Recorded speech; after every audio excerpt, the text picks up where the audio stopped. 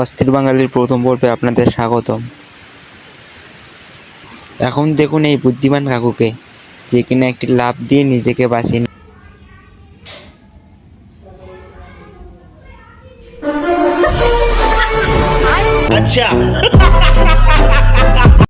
এখানে ভাই গার্লফ্রেন্ডের সাথে দেখা করতে এসে ধরা গেছে। ভাইয়ের লুকানোর জায়গা থেকে আমি তো অবাক।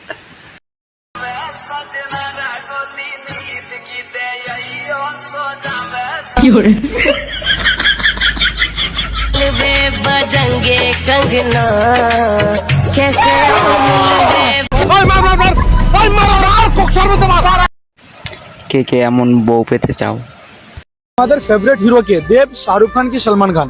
আমার ফেভারিট হিরো আমার স্বামী। সুকুন का नाम सुना है? আপনার স্বামীকে আপনি আমি তোমাকে ভালোবাসি বলতে পারবেন? আমার স্বামীকে বলি আই লাভ ইউ। বান্ধবীর বিয়ে হওয়ার পর বান্ধবী ও তার শাশুড়ি। তুমি আমার যখনই খেতে দাও তাই একটা থালা আমরা দুজনে মিলে একসঙ্গে খাই। তুমি আমাকে এত ভালোবাসো মামা। ভালোবাসা না বাল, ভাত খাওয়ার পর দুটো থালা মাজতে হবে, তাই এক থালাতেই মেরে দিই।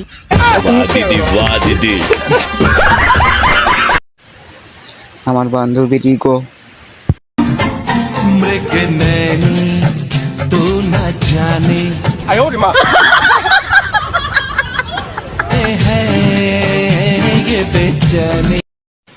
আমার বান্ধবীর জামাই আমার বান্ধবীর যখন মেকআপ করাই দেয়।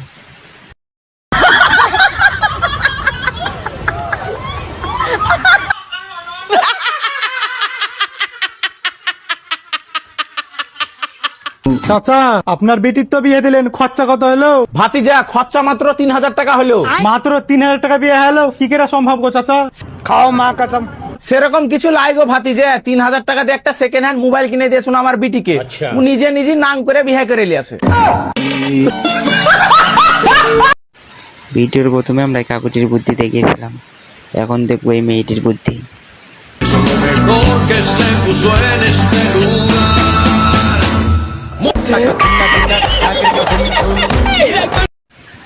চাষির কাণ্ডটা একবার দেখুন। কারেন্টের না হচ্ছে মজা আছিল। এই সেই দাদি, মানে ওই দাদির ভিডিওটা ফেসবুকের মধ্যে ভিউ গেছে 6 লাখ।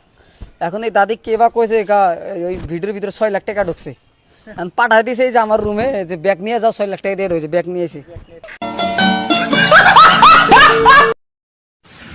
তোমাদের জন্য আমার পক্ষ থেকে একটি দাদা। আজকে হেলমেট পরিনি বলে আজ আমার 1000 টাকা ফাইন মারলো। তুই তো একদিন হেলমেট পরিসনি, তাহলে 1000 টাকা ফাইন লেগেছে। আর আমি একদিন হেলমেট পরিনি, তাই আমার রোজ ফাইন লাগে। আবার 500 টাকা দাও তাড়াতাড়ি। এই চলে এসছে ফাইন নিতে।